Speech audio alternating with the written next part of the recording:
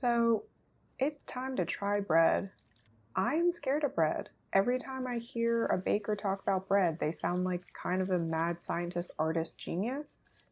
But I love eating bread, and I figured if I'm learning to bake, I need to learn how to bake bread. So I'm doing the King Arthur French style country bread recipe, and it uses this pretty easy to use, easy to make starter. I think it turned out well because I see bubbles, and I feel like that's the whole point of a starter, right? Is to just increase that fermentation, increase carbon dioxide. I swear, I am good at science. I read the book and the science of baking, but it is so boring to me, honestly.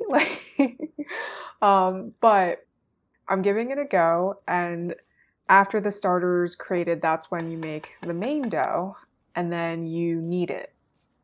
The dough was extremely sticky, and so I think I kneaded it for maybe 15 whole minutes. I don't know if that's too much because every time I read a recipe, they're always like, don't over mix things, don't over knead things. But I kneaded it till it was this kind of sticky, tacky consistency, and then put it away to proof. It said to proof until it was about doubled, which I don't know. I can't tell if the sphere doubled or not, but I'm just going with it. And the thing about bread is also it's intimidating and it's messy. It's a mess. I have to wear gloves. I have to use a lot of oil. I don't think I'm doing this right. I think I'm using too much oil. Is it supposed to be this oily? I don't know how to shape it. There's whole chapters in bread recipe books about how to shape it. But this is my final product. It looks like a loaf, I guess, cutting in little vents for the steam to escape, popped it in the oven, and I did something wrong because here, I'll show you. It is so flat.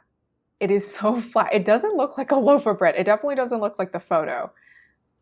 I don't know what I did wrong, if I didn't allow it to rise enough or it rose too much, but I'm going to see if it's edible. And so I'm going to serve it to my friends, which is maybe a bad idea, but I'm going to serve it with chili. Like I said before, I'm good at cooking. So I have a great chili recipe. I think it's originally from Ambitious Kitchen's turkey chili, but I've kind of just modified it and added it throughout the years. You just get your veggies in there. And I always do multiple colors of bell peppers because that way your chili is not just red and brown throughout. I use ground beef and then chili powder, cumin, oregano, and then instead of the cayenne pepper, which most chili recipes call for, I use Korean red pepper powder. It just gives it a little bit more of a sting. And then just chicken broth.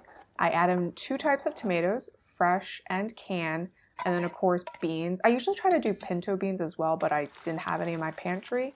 And then I added corn. This was probably a little bit too much corn, but I was like 3/4 of the way through the bag, so I just kept going with it. And then you just let it simmer. And I find that the more you let it simmer, the more flavorful it is. And it looks delicious and it's tasty and it's homey and it's comforting. And so the chili went over really well with my friends. They kind of agreed with me. This bread is too flat, it's too dense. But we had a good time chatting and having fun. And I guess I have to learn bread another time.